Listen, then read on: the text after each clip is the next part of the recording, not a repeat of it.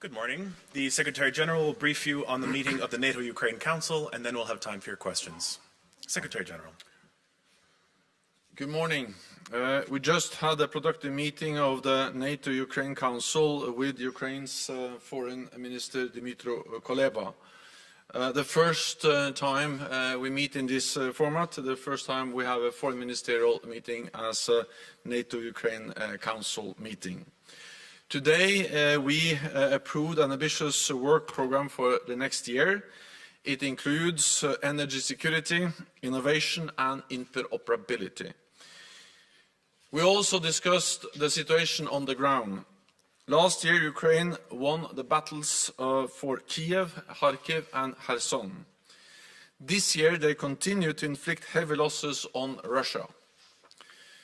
Ukraine has recaptured 50% of the territory that Russia originally seized. In the Black Sea, the Ukrainians have pushed back the Russian fleet and established routes for grain exports, bolstering global food security.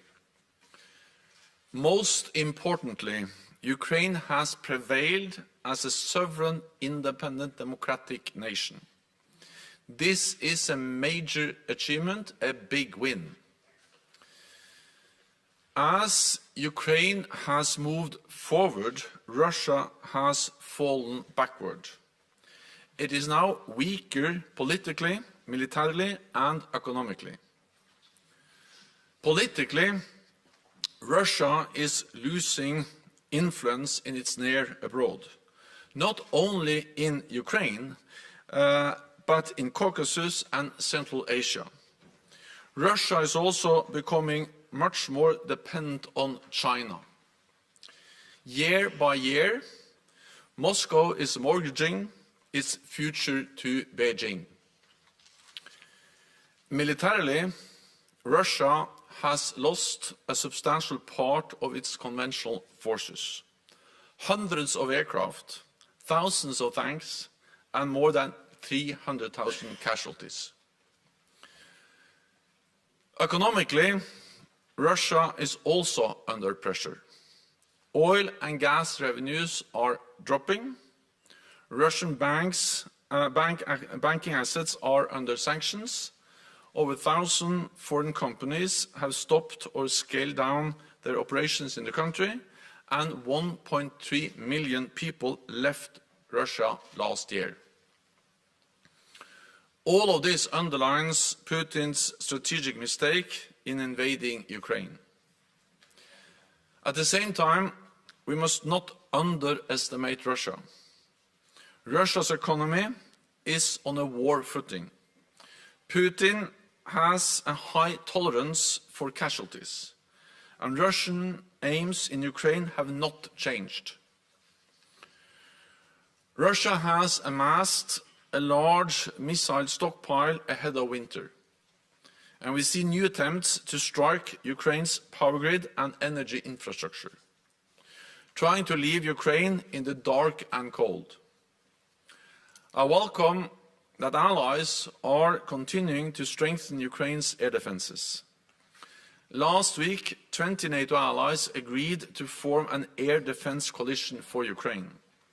This will help protect Ukraine's armed forces and cities and save Ukrainian lives. We are now transforming NATO's comprehensive assistance package into a multi-year program of assistance, helping Ukraine to transition from Soviet era to NATO equipment and standards, and make their forces fully interoperable with ours. We also discussed Ukraine's path to NATO membership. Allies agreed that Ukraine will become a member of NATO. We have now provided recommendations on Ukraine's priority reforms, including the fight against corruption, strengthening the rule of law, and supporting human rights and minority rights. Ukraine is closer to NATO than ever before.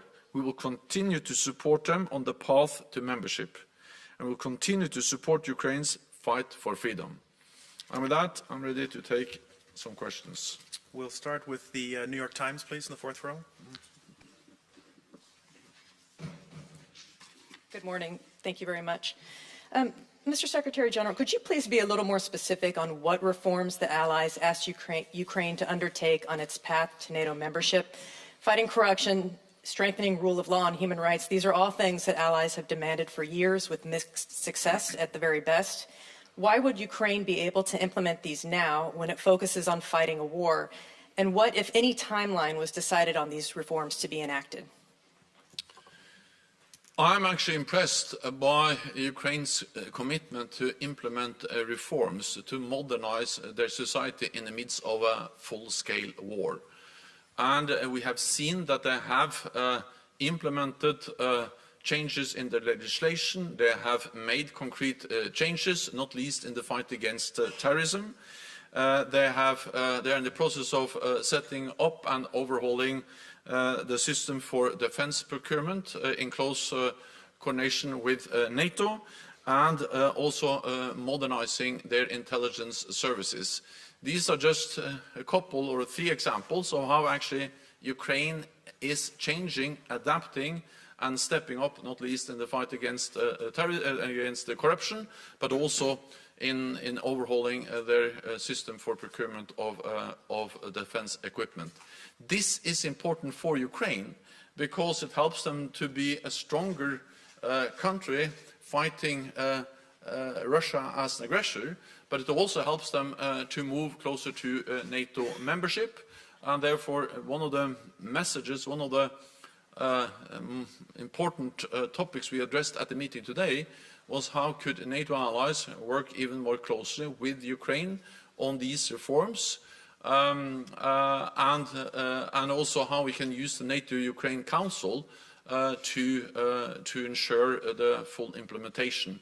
And we have agreed a work program and substructure under committees under the NATO-Ukraine Council to ensure that we follow up concretely on the reforms and the modernization of the Ukrainian society. Many of them are already, implemented, and this is an ongoing effort. We have seen concrete steps from the Ukrainian authorities in the fight against corruption. Decisions have been taken, so this is ongoing, and things they are in the process of implementing. We'll go to Ukrainian media in the second row here, please. Kirillov, Chasna News Agency, Ukraine. Secretary General, currently Ukrainian pilots are trained in Romania to operate and maintain F-16 fighter jets. Is it possible now to outline the time frame for the actual supply of fighter jets to Ukraine, and what factors or obstacles affect this process at this point? Thank you.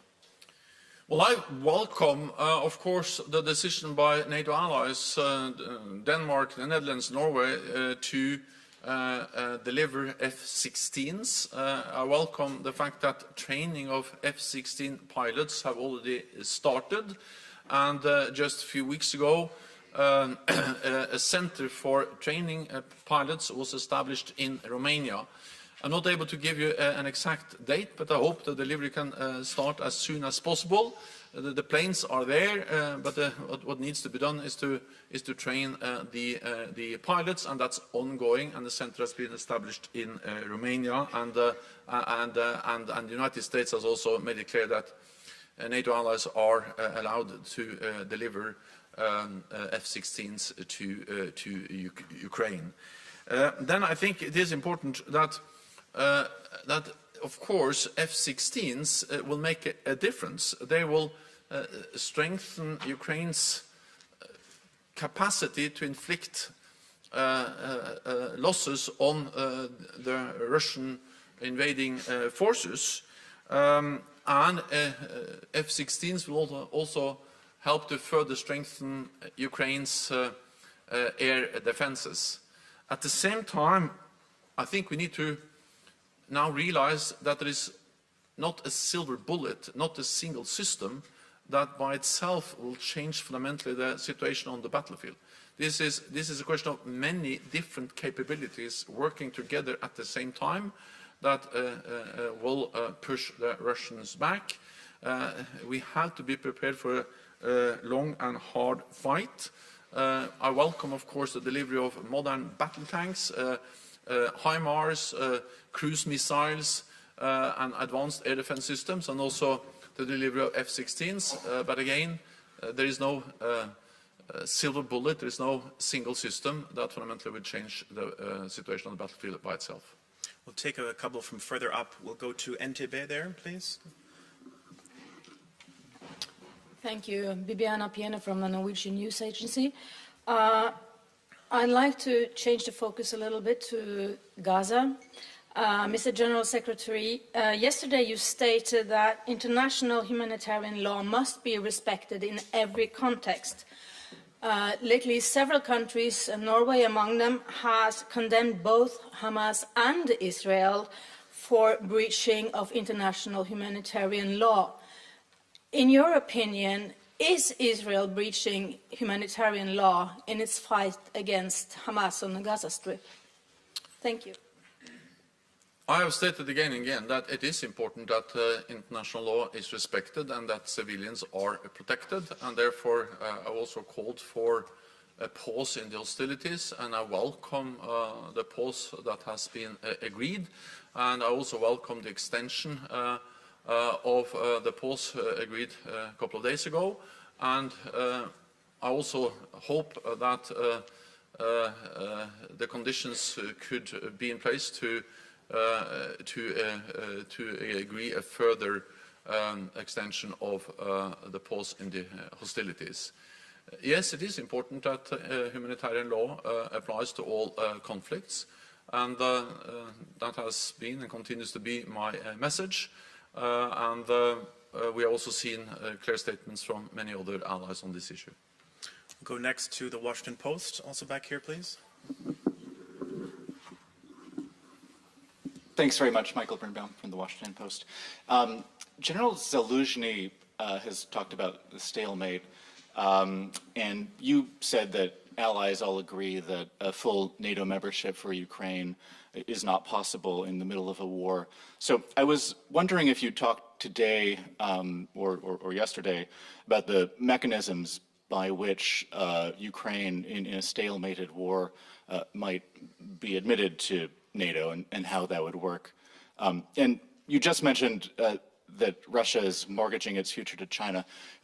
Could you tell us a little more in detail what evidence you have of Russian reliance on Beijing in this war? Thank you. We see the economic reliance. We see how Russia becomes more and more dependent on China for financing, for commodities, and also for key commodities for their defense industry, and also the fact that Russia is not not able to export energy in the same way they did before to Europe, which was their main and most important market, not least for natural gas. That makes them even more dependent on China. So yes, year by year, Moscow is mortgaging their future to Beijing, and this is one of the examples of how Russia is becoming more and more weak economically as a result of this war. Then I think we need to realize that yes, we haven't seen significant changes in the front line over the last months, but there is intense fighting going on, and of course military achievements can be measured in many different ways. It can be measured in square meters. And of course then what we saw last year was that the Ukrainians were able to liberate enormous or big significant parts of their territory, pushing back the Russians from roughly 50% of what they occupied at the beginning of the war. So that was a big gain measured in square kilometers or square meters. But there are other ways of also measuring military gains for the Ukrainians. The fact that they've been able to have deep strikes destroying key Russian capabilities, including fighter jets, heavy bombers, helicopters. The fact that they have been able, without actually a real navy, to push back the Russian Black Sea Fleet. all the way to Novorossiysk, and thereby also enabling the fact that they now can transport grain on ships out from Odessa and through the Black Sea. That's a huge gain that cannot be measured in square meters, but is measured in destroying Russian capabilities, pushing back the Black Sea fleet, and enabling them to move grain out of Ukraine on the Black Sea.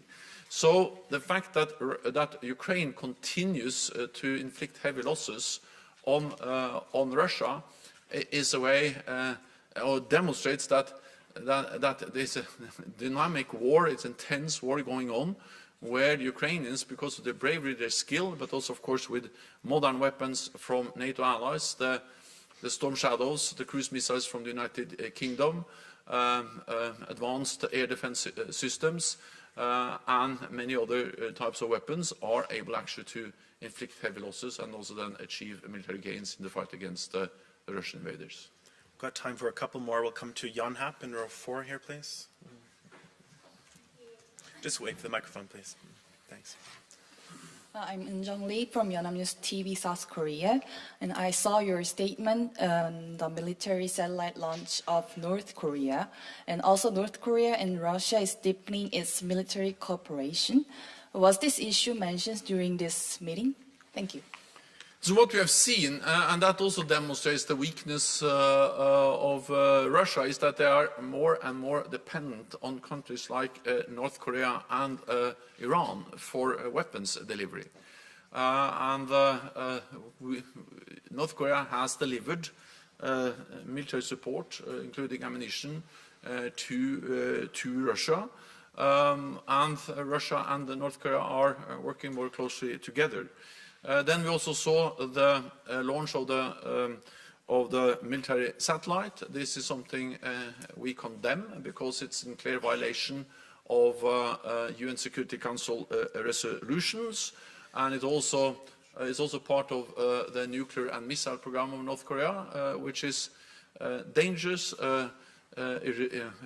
irresponsible, and also a clear violation of UN Security Council resolutions. We'll go to ATV in the middle of the 4th row, please. Thank you. Fjaka Vitako from ATV Kosovo. So, what is NATO's message on peace and stability after the incident in Banjska Zvečan, where a Kosovo police officer was killed? And do you see the Association of Serb-majority municipalities as the right step for Kosovo to feel secure from future possible attacks like the other one during September, but also the stability and security in the entire Western Balkans? Thank you. Also, over the last few months, over the last year, we have seen some serious instances of violence in Kosovo. I just visited Kosovo, and what we saw this spring was an attack on NATO peacekeepers. 93 NATO soldiers were wounded, some of them life-changing wounds, and that's totally unacceptable. And then we also saw the Banjska incident where actually people were killed. And of course, this is serious. This highlights the challenges we face in Kosovo and the importance of all sides to de-escalate, to refrain from actions that can further increase tensions, and refrain from any inflammatory rhetoric that can increase tensions. This is my message. This was my message also in my meetings in Pristina and in Belgrade. The message is that Pristina and Belgrade has to engage in good faith in the EU-facilitated dialogue. Kosovo is an example of how NATO and the European Union are working very closely together. EU is in charge of the diplomatic efforts. We are present with thousands of troops on the ground, and actually as a result of this we have added 1,000 more NATO troops to our presence in Kosovo, to roughly 5,000. I believe that the proposal of an association of Serb majority municipalities could be a way forward to try to find a solution and to make progress within the EU-facilitated dialogue. So yes, that's absolutely something that should be looked into. Time for one more. We'll go to Buka here in the front, please, in the middle.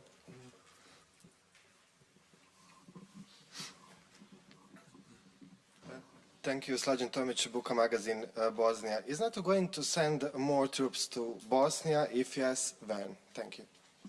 So NATO has a presence of 5,000 troops in Kosovo. We have a military headquarters in Bosnia and Herzegovina.